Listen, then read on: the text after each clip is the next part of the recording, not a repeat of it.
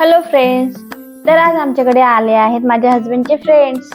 त्यात काही जण व्हेज खाणारे होते तर नॉनव्हेज खाणारे होते. तर मी पनीर आणि चिकन या दोन्ही गोष्टी बनवण्याचा विचार केला.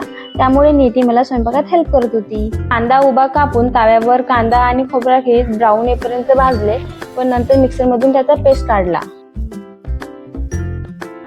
त्यानंतर अद्रक आणि लसूणचा पेस्ट काढला. टमाटर मिरची कापून त्याचा सुद्धा पेस्ट काढून घेतला. कढईमध्ये तेल घालून कांद्याचा पेस्ट थोडासा परतून घेतला.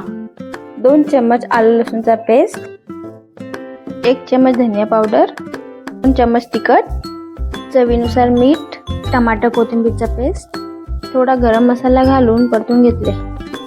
पनीर छोट्या छोट्या पीसमध्ये कट केले. त्यानंतर पॅनमध्ये तूप घालून पनीरला शालो फ्राय केले व फ्राय झालेले पनीर तयार झालेल्या ग्रेव्हीमध्ये टाकले व वरतून कोथिंबीर टाकली. अशा प्रकारे आमची पनीर मसाला रेडी झाला.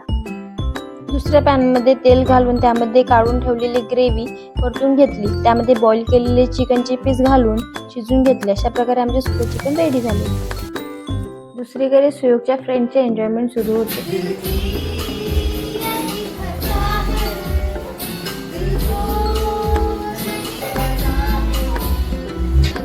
तर तुम्हाला हा व्हिडिओ कसा वाटला नक्की कमेंट्समध्ये कळवा. पण लाईक करायला विसरू नका हां.